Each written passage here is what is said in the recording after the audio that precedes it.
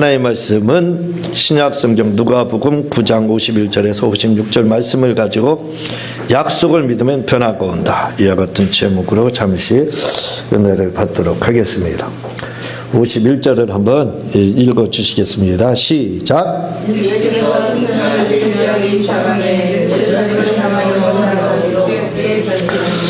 예, 예수님께서 이제 승천하실 기약이 차가지고 죽으실 때가 됐다 이 말입니다. 예루살렘에 올라가기로 결심을 굳게 했다, 이렇게 이야기를 하고 있습니다. 그러면서 52절에 보면은 사자들을 앞에 보내심에 이렇게 나오고 있거든요. 이 사자들, 사실은 이 사자들은 제자들을 의미하고 있습니다. 제자들 12제자를 이야기를 하고 있지만, 근데 원어에서는 이 사자가 제자들을 의미하는 단어로 되어 있는 것이 아니라 앙겔로스 이렇게 되어 있습니다. 그 뭐냐면 천사 이렇게 되어 있거든요. 그래서 우리가 천사다 이렇게 이야기하면 눈에 보이는 그 천사들과 보이지 않는 천사들이 있습니다. 그래서 눈에 보이는 천사들은 여러분들입니다. 우리 모두가 다 사실은 천사죠. 그래서 우리 모두가 하나님으로부터 천사의 역할을 이렇게 감당을 하게 되는 겁니다. 그리고 눈에 보이지 않는 천사들이 있는데 이것은 영적 존재, 실제 앙겔로스 천사를 의미하고 있죠.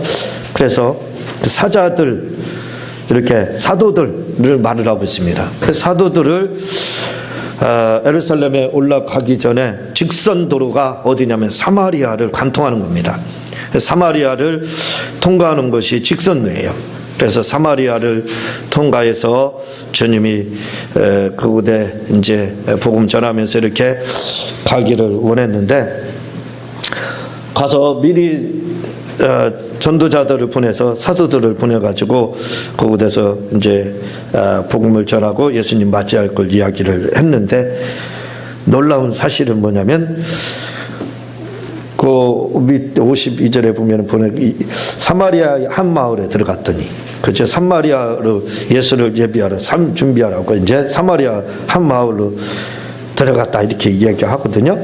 근데 예수께서 예루살렘을 향하여 가심이기 때문에 그들이 받아들이죠. 예루살렘 유대인들은 사마리아인들을 상종하지 않고 사마리아인들 역시 유대인들을 멀리했습니다. 이들은 바벨론 포로 시기에 남겨져 있어서 혼혈족, 순수 혈통을 갖지 못했다고 해서 서로 반목하는 그런 상태였기 때문에 예수님이 예루살렘 가신다 하니까, 예루살렘으로 하니까 받아들이지 않더라 이거죠. 복음을 도무지 받아들이지 않는 거예요. 예수님을 용접하려고 하지 않습니다. 그러니까 54절에 보면 제자 야고보와 요한이 이를 보고, 세베대의 아들이지요. 야고보와 요한, 예수님이 가장 사랑했던 그 세 제자 중에 하나, 베드로 포함하면 이제 되는 거죠. 그래서 야고보와 요한이 이를 보고 이 말하기를, 주여 우리가 불을 명하여 하늘부터 내려 저들을 멸하라 하기를 원하시나이까, 이렇게 이야기를 하고 있습니다. 섭섭하지요. 마음이 굉장히 아픈 겁니다. 그렇죠. 복음을 전해도 받아들이죠. 여러분들이 전도자가 되면 그걸 금방 이해를 할 수 있어요. 전도를 해보신 분들은요, 예수님에 대해서 전하였을 때 받아들이지 않으면 속상합니다. 사실 자존심 상하고 마음도 아프고 그렇게 해요. 여러분들이 전도를 하다 전단지를 이렇게 전달을 해보면 알 거예요. 전단지를 전달을 해주면은 어떤 사람들은 전단지를 웃으면서 받고 또 손을 이렇게 내밀고 옵니다. 받을 준비를 하고요. 근데 어떤 사람들은 툭 치고 갑니다. 받으려고 하지 않고 안 받아도 돼요. 그렇게만 끝나는 것이 아니라 전도 툭 치고 가는 사람도 있어요. 그러면 얼마나 기분이 나쁜지 몰라요. 그냥 하나 받아주지, 그 종이 쪽지 하나인데, 그런 생각을 이렇게 갖고 속상한 생각이 막 들어갑니다. 저만 들어가나요? 여러분들은 마음이 아량이 넓으셔서 그런 마음이 안 들어가나 모르지만, 저는 그게 보이지 않는 작은 상처로 이렇게 다가옵니다. 왜 전단 그냥 봐서 받아주기만 해도 받아주고서 버려도 되지, 그걸 안 받아주지. 이제 그래서 나이가 드신 분들은, 젊은 사람들은 이런 전단지를 전달을 해주게 되면 안 받는 경우가 있어요. 받는 경우도 많지만, 근데 나이가 드신 분들 중에서도 안 받는 분들도 있지만 그래도 받는 분들이 많이 있습니다. 그분들은 뭘 생각하냐면 이 삶의 그 어려움을 겪어보셨기 때문에 아유 이렇게라도 해서 하야 돈을 월급이라도 시급이라도 받지, 이런 이제 아르바이트 생각해서 받는 경우가 있어요. 근데 이제 그렇지 못한 경우, 받지 않는 경우도 있습니다. 근데 교회 전단지는 좀 다르게 생각을 해요. 그래서 전단지를 받지 않는 경우가 있는데, 그때만에 그렇게 이제 교회 전단지 전도를 해서 전단지를 돌리게 되면 안 받을 경우가 있다 이거죠. 그런 마음이 얼마나 아픈지 모릅니다. 그 좀 받아주지 않은 생각, 속상한 생각이 막 여기까지 차는 거예요. 지금 이 야고보와 요한 이 형제를 보게 되면 어느 전단지를 돌려보고 전도를 여러분들이 해보신 분들은 이 마음을 알아요. 왜 받아들이지 않을까? 왜 다른 소리를 할까? 하는 그런 생각이 들어갑니다. 그런데 야고보와 요한은 거기서 멈추지 않았어요. 뭐라고 그러냐면 하늘에서 불이 내려가지고 다 불살라 버려라. 그러니까 에이 전단지도 안 받는 저들, 다시 말하면 이 복음도 안 받는 저들 다 그냥 멸해서 없어졌으면 좋겠다. 그렇게 지금 야고보와 요한이 그렇게 지금 말을 하는 거예요. 에이 불이라도 주님 명예에서 좀 저들을 진멸을 하셨으면 좋겠습니다. 이렇게 이야기하는 거예요. 대단하죠? 보통 혈기가 아닙니다. 자, 그래서 마가복음 3장 17절에 보면요, 또 세베대의 아들 야고보와 야고보의 형제 요한이니 이들에게는 보아내게 곧 우리의 아들이라 이름을 더하셨으며, 예수님이 시몬에게는 베드로, 유다에게는 도마, 이렇게 이름을 계명을 시켜 주셨습니다.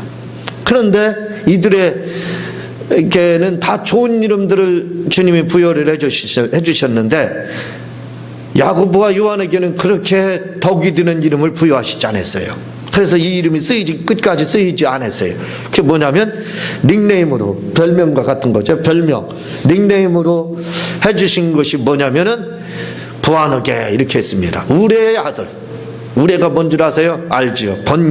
번개의 아들. 그렇게 말을. 얼마나 성격이 야고보와 요한이 급하고 다혈질적이고 직선적인지 즉흥적인지, 한마디로 성격이 급합니다. 그래서 성격이 너무 급하기 때문에 뭐라고 그랬냐면 부하너게, 번개의 아들, 우레의 아들, 이렇게 주님이 계명을 시켰습니다. 그렇게 이름을 닉네임으로, 별명, 야고보 요한 이렇게 부르지 않고 야 부하너게 아들 어디 갔느냐 이렇게 부를 정도로, 예수님이 이름을 그렇게 부를 정도로 이들의 성격을 우리말로 쉽게 풀이하면 한성질했다, 이렇게 보면 한성질했습니다. 성격이 아주 대단한 성품을 가졌습니다. 우리가 야고보와 요한 이 형제를 요한일서를 통해서 바라볼 때는 뭘 느끼게 되냐면, 이야, 요한 사도는 사랑의 사도다, 이런 느낌이 들거든요. 사랑에 대한 그 이야기를 굉장히 강조를 합니다. 하나님을 사랑할 거에 대해서, 이웃을 사랑할 거에 대해서 말도 못하게 강조용법을 써가면서 하거든요. 그러니까 요한 1, 2, 3서를 읽어본 사람들은 요한 사도 하면 사랑의 사도 이렇게 알고 있어요. 그러나 오늘 본문을 통해서 나타난 요한 사도의 성격은 우리가 과히 사랑의 사도다 이렇게 명칭을 할 수 있을까요? 그렇게 명명을 할 수 있을까요? 아마 쉽지 않을 겁니다. 왜냐하면 전단지 안 받았다가 죽어버려라.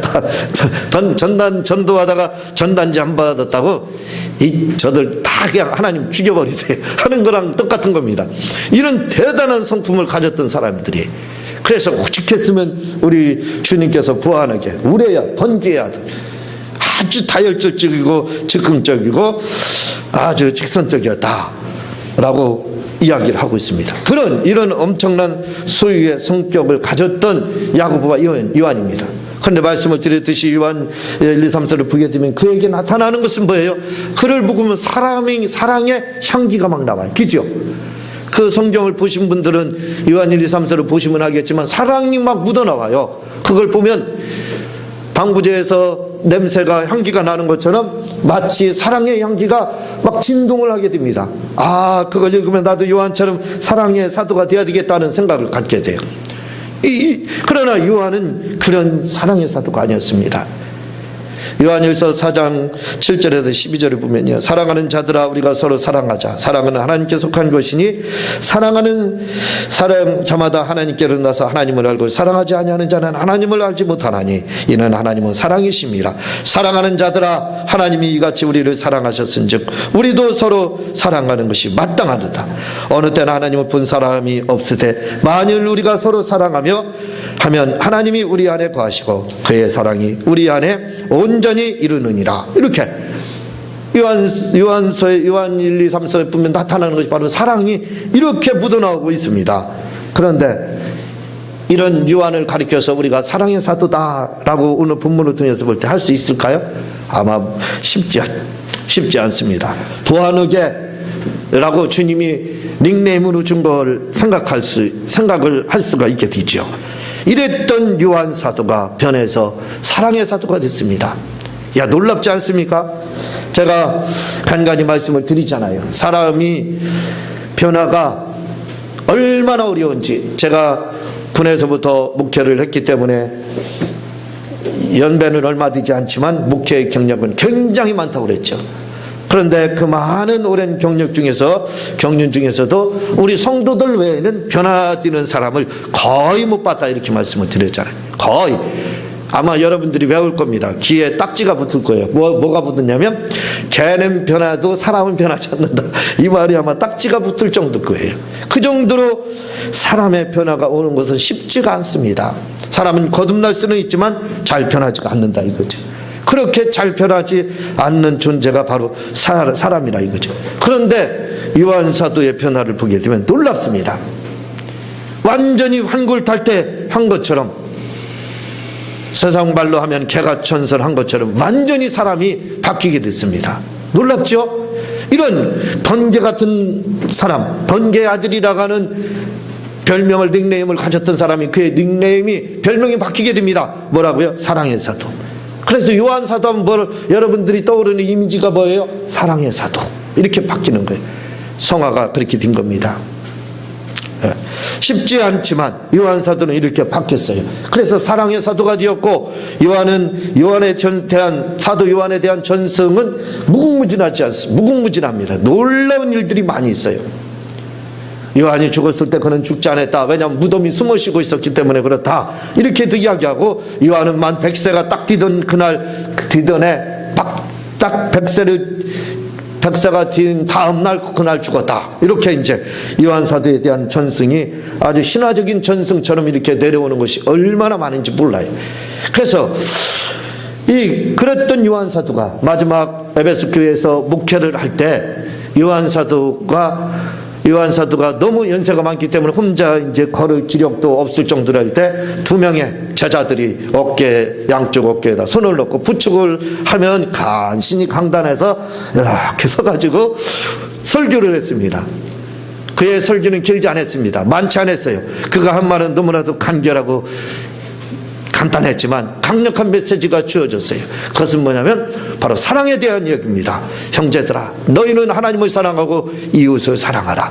그 말만 반복해서 외치다 내려왔다. 이렇게 이야기를 하고 있습니다. 그러니까 이 요한 사도가, 우리가 오늘 본문에서 나타난 요한 사도의 모습은 말 안 듣는다고, 예수 예님 영접하지 않는다고 불내려서 저들 그냥 닭진면했으면 좋겠습니다. 그렇게 했던 요한 사도예요. 이런 요한 사도가 환골탈 때 하듯이 세상에서 말하는 거죠. 완벽한 변화가 오게 됩니다. 그래서 완전히 새로운 사람이 되게 돼요. 하나님의 사람으로 그래서 거듭나서 쓰이게 되더라 이거죠. 그게 바로 요한 사도입니다. 우리는 이 요한 사도처럼 변화가 돼야 돼요. 여러분, 한동안 뉴스에서 가끔 등장했던 것이 뭐냐면 리모델링, 건축 리모델링을 하는데 옛날 집을 이제 직접 건축하려면 돈이 많이 들어가잖아요. 그러나 리모델링 하면 뭐 10분의 1도 안 들어가잖아요.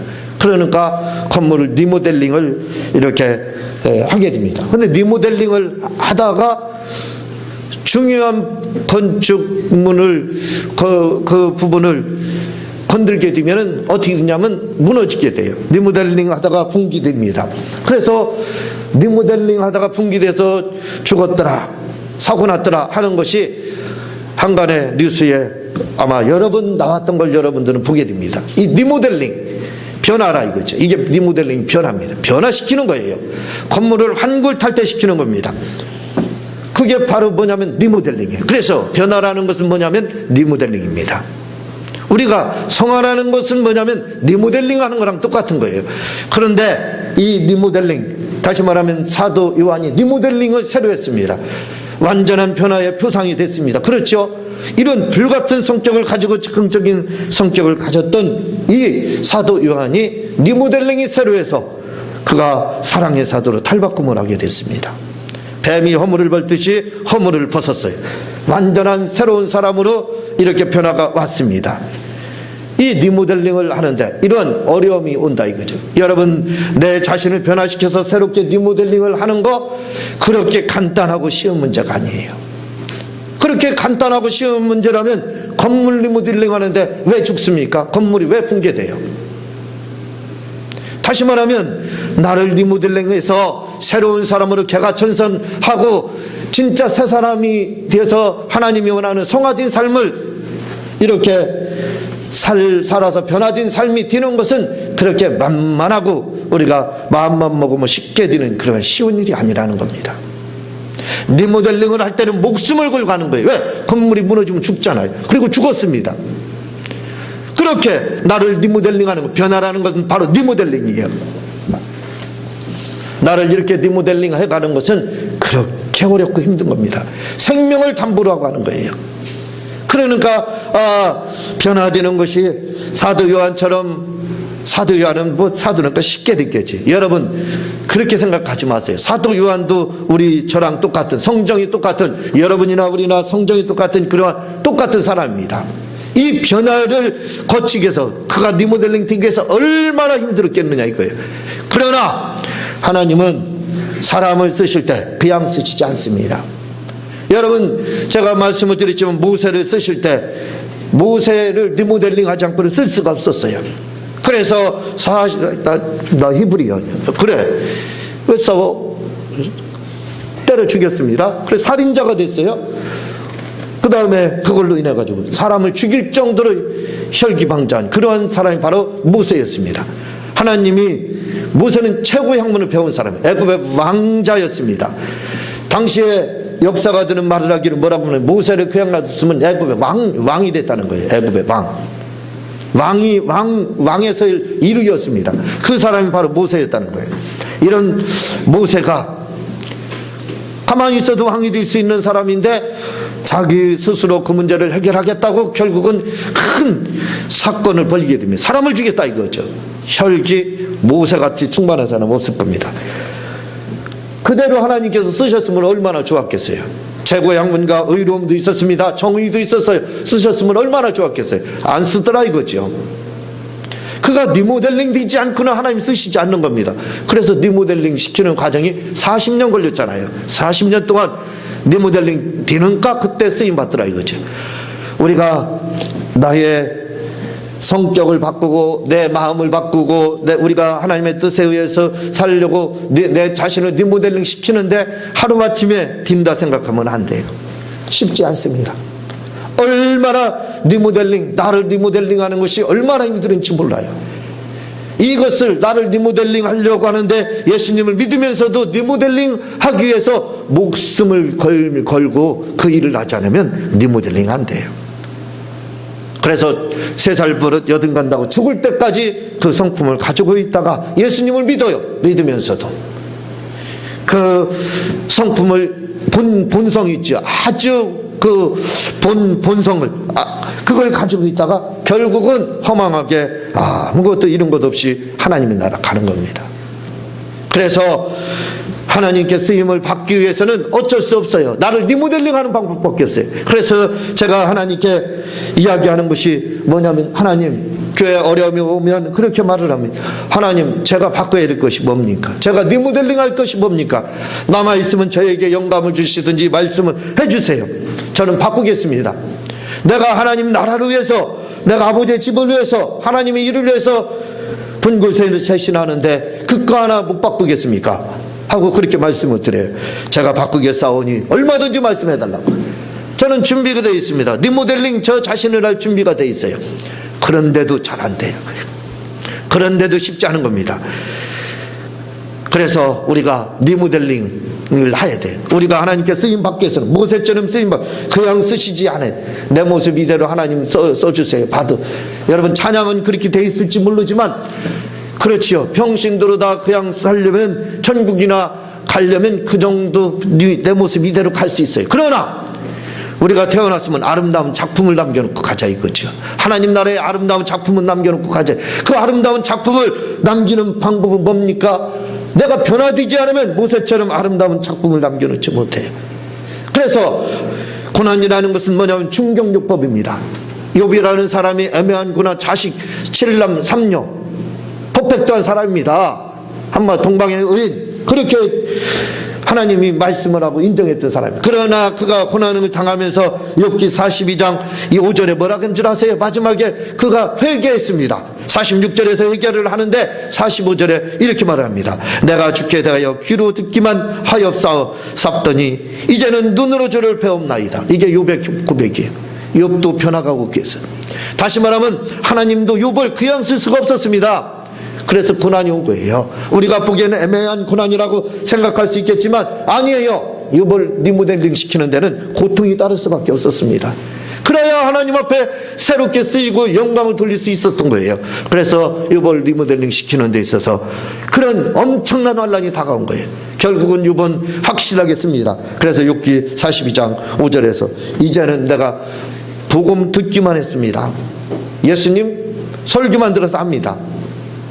그러나 나는 예수님을 체험한 적이 없습니다. 했던 사람이 그렇게 욥은 그런 사람이었다 이거죠. 그런데 그 고난을 통해서 확실하게 욥은 하나님을 체험하게 돼요. 눈으로 봤다 이렇게 말을 해요. 귀로만 들었던 걸 눈으로 봤다. 여러분, 애매한 고난이라는 게 없습니다. 하나님이 뭔가 충격요법을 줘서 나를 변화시키려고 하는 거예요. 그게 바로 나를 변화시키지 않으면, 내가 변화되지 않으면 하나님이 쓰시지 않기 때문에 그렇다 이거죠. 그래서 우리가 하나님께 쓰임을 받기 위해서는 우리 자신을 리모델링을 해야 됩니다. 그렇다면 어떻게 해야 우리 자신을 리모델링해서 하나님께 쓰임을 받느냐 이거예요.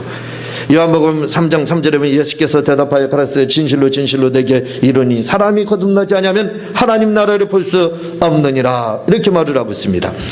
여기서요 주님이 뭐라고 하면 진실로 진실로 내게 이르노니 이렇게 강조용법이죠. 주님이 말씀을 할 때 가끔만 진실로 진실로 이 말을 많이 썼어요.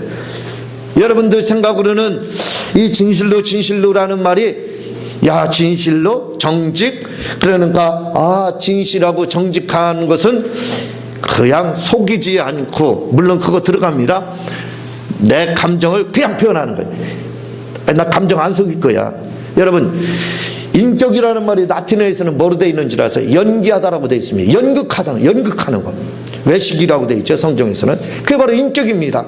인격이라는 건 뭐냐? 연극을 잘하는 거예요. 본성을 숨기는 거, 그걸 성경에는 절제라고 하는 겁니다. 본성을 자꾸 숨기는 거예요. 감정을 자꾸 숨기는 겁니다. 사람의 감정은 다 다혈질적이에요. 여러분이나 저나 다를 게 없습니다. 그러나 그걸 뭐예요? 절제하는 겁니다. 본성을 절제하는 거예요. 그런데 정직하고 진실하는 것은가? 알았어. 나한테 나쁜 말 했지. 바로 태용해주고 바로 복수하고 감정을 속이지 않아서 나 당신 싫어. 좋아. 해보세요. 그게 진실한 걸까요? 그게 정직한 걸까요? 아닙니다. 진실과 정직은 뭐냐면 인격을 말을 하고 있어요. 연극을 잘하는 거예요.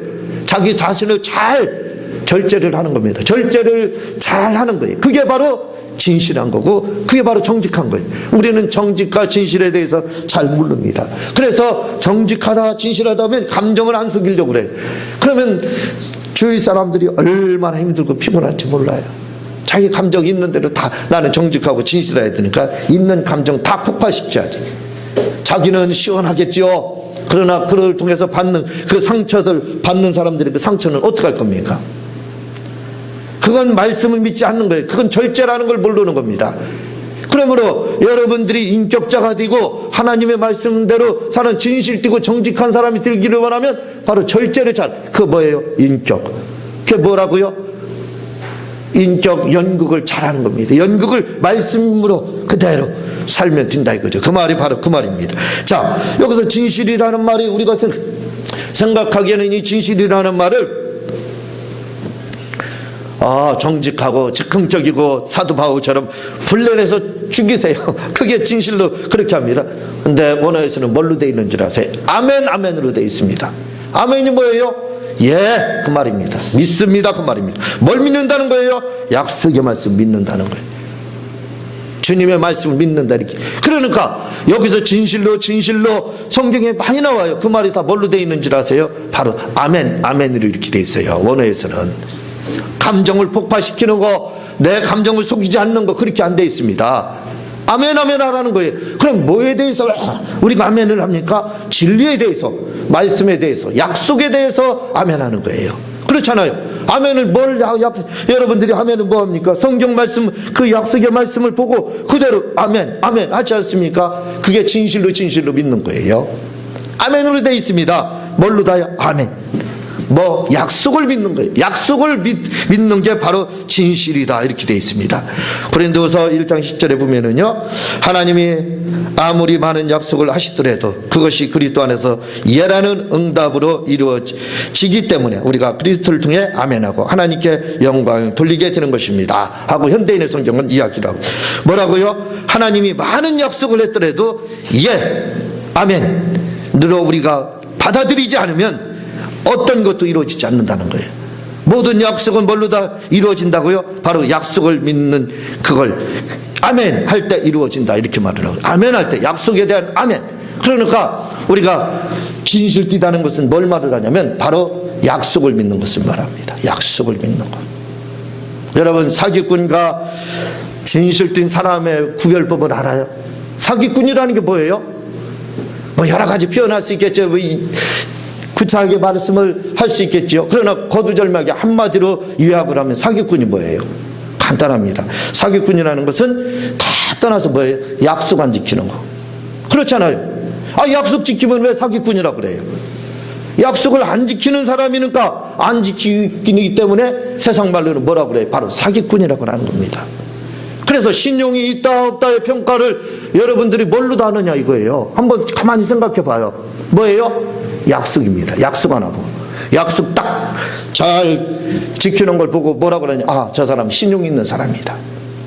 약속을 안 지키는 사람 보고 저 사람은 신용이 없는 사람이다. 신뢰할 수 없다. 저 사람은 콩으로 매주 쓴다고 해도 못 믿는다. 이렇게 이야기하는 게 어디서 근거하느냐 이거예요. 바로 약속을 근거해서 이야기를 하는 겁니다.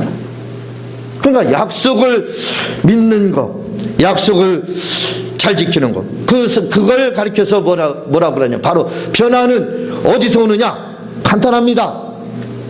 뭘 믿을 때? 약속을 믿는 데서 오는 거예요. 약속을 지키고 약속을 잘 믿으면 바로 변화된 삶이 되는 거예요. 사도행전 13장 32절에 33절, 우리도 조상들에게 주신 약속을 너희에게 전파를. 봐봐요. 그 약속이 누구냐? 예수라고 이렇게. 뭘 전파한다고? 약속. 그래서 약속을 믿으면 구원받는 거고, 약속을 믿으면 사람이 변하는 거고, 약속을 이렇게 이야기를 하고. 로마서 1장 2절에 보면은요, 이 복음은 하나님이 선지자들을 말미암아 아들의 가나의 성경이 미리 약속하신 약속이라. 약속한 거예요. 그 약속을 믿으면 어떻게 돼요? 구원을 받는 겁니다. 약속을 믿을 때 봐봐요. 놀랍지 않아요? 약속을 믿으니까 구원을 받고, 약속을 믿으니까 거듭도 나고, 약속을 믿으니까 사람도 변하고. 그래서 성경은 신약 구약, 어떤 분들은 신약 구약이라니까 약이 있는데요, 약이 무슨 약이냐면 신약과 구약, 그렇게 이제 이야기도 할 수 있죠. 넌센스처럼 얘기를 할 수가 있고, 그렇게 또 말을 해도 뭐 틀리진 않겠죠. 그러나 그 약이 마르페, 그 약을 말하는 게 아닙니다. 약속의 말씀이라는 뜻이죠. 신약의 약속의 말씀, 구약의 약속의 말씀. 약속을 믿으라는 거예요. 왜? 약속을 믿을 때 구원을 받고 약속을 믿을 때 바로 변화가 오기 때문에 그렇습니다. 그런데 우리는 이 약속을 우리 그 주보 예화 칼럼에서 보았지만 영국의 기독교인들이 한국 기독교인들이 이해를 못한다는 거 오늘 주보 예화 봤지 않습니까? 막 엄청난 경배 찬양을 드리고 기도하는 것 같은데 삶에 들어오면 본전이에요. 편한 게 없습니다. 편한 게 없다 이거죠. 교회 안에서만 막 엄청나게 진짜 우주를 뒤엎일 정도로의 그런 열정이 있지만 교회를 나가면 저 사람이 기독교인인지 아닌지 몰라요. 왜 모릅니까? 약속 하나를 믿지 못하고 약속 하나를 지키지 못하잖아요. 저는 사람을 이렇게 보는 기준이 있습니다. 뭘 보냐면 제가 그 전에 전도하다가요. 교회 나오세요. 제가 고등학교 후배가 되더라고요. 전도하다 얘기를 하다 보니까 고등학교 후배 교회 믿으세요. 예수님 믿으세요. 교회 나올 거예요. 나온대요. 제가 전도하다가 교회 나온다요 하고 나온 사람 하나도 없거든요. 그 다음 나오는 사람 제가 못 봤어요. 그래서 에이 이 사람도 과연 나올까 그랬더니 주일날 전화가 왔어요. 거기 위치 자세한 게 어디예요? 간다고. 제가 그 사람 보고 깜짝 놀랐습니다. 그래서 왜 왔냐 그랬더니 약속 지키려고 왔다는 거예요. 제가 한 말이 있습니다. 당신은 성공할 거라고. 다른 사람 다 실패해도 당신은 성공할 거라고. 왜? 약속을 잘 지키기 때문에.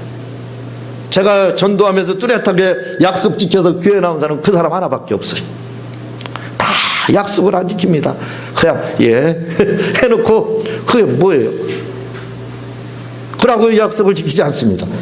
그래서 약속을 잘 지키는 것이 얼마나 중요한지 하나님도 우리를 평가하는 기준이요 굉장히 많은 것 같죠? 여러 가지 평가하는 것 같죠? 아닙니다. 하나님이 구원을 주는데도 평가하는 게 뭐예요? 또 약속의 말씀, 약속하신 예수 믿느냐 그걸로 평한다는 거예요. 어렵지 않아요. 그렇죠? 복잡한 걸로 평해서 구원 주고 안 주고 하지 않아요. 변화되는 것도 말씀을 드렸지만 그렇게 복잡하고 어렵지 않습니다. 뭐냐면 하나님의 약속의 말씀을 근본주의가 돼서 그대로 믿고 사랑과의 약속도 그대로 잘 지키면 돼요. 그러면 그는 정직한 자고 그가 바로 진실된 자라 이거죠. 감정을 폭파시켜서 이 사도 요한처럼 복음만 받으려 불러다 다 태워 죽이세요. 이런 사람이 이런 것이 바로 정직하고 진실된 게 아니에요. 정직하고 진실되다는 말은 뭐냐면 약속을 잘 지킨 사람입니다. 그러므로 아무리 솔직하게 이야기를 하고 뭘 한다 해도 약속한 지키는 사람은 정직한 사람이 아닙니다. 진실된 사람이 아니에요. 여러분도 사람을 그렇게 평가하시 바랍니다. 약속을 잘 지키는 사람, 뭐든지 약속을 잘 지키는 사람이 바로 진실된 사람이고 그 사람이 정직한 사람이 되는 겁니다. 그렇게 약속을 잘 지킬 때만 우리가 변화가 오는 거예요. 우리는요 나를 리모델링 하는데 뭐라고 생각하느냐면요 아유 하나님이 뭐 알아서 해주시겠지. 이게 다 무슨 관인지 압니까? 바로 예정론관이에요. 그걸 프로오리조 헬라에서는 운명이라고 돼 있어요. 운명론이에요. 기독교인들은 운명론자가 얼마나 많은지 몰라요. 아유 하나님이 알아서 다 변화시켜 줄 거예요. 한번 해보세요. 알아서 해주시나. 그러면 하나님이 알아서 해주시는 게 있겠죠. 고난으로 들어가게 되죠. 모세처럼 야곱처럼 요셉도 역시 똑같습니다. 그런 고난으로 들어갈 수밖에 없는 거예요. 그러나 우리가 그렇게 생각하면 안 됩니다. 하나님이 알아서 나를 아니에요. 하나님은 우리에게 이미 말씀했습니다. 약속을 주어졌습니다. 그래서 그 약속을 믿기만 하면 어떻게 돼요? 약속을 따라서 가게 되면 자동으로 약속은 뭐예요? 나를 바른 길로 인도를 해주게 됩니다. 뭐를 시킨다고요? 성화를 시켜요. 리모델링을 시킵니다.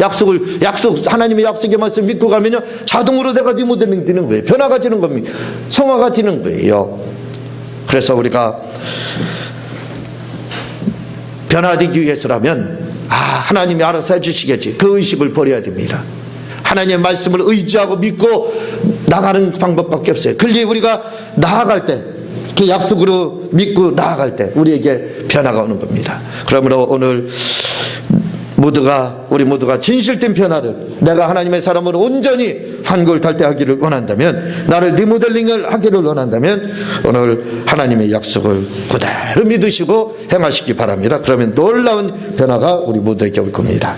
이 시간 우리 말씀을 생각하면서 주여 삼창하신 후에 통성으로 기도하는 시간을 갖도록 하겠습니다. 주여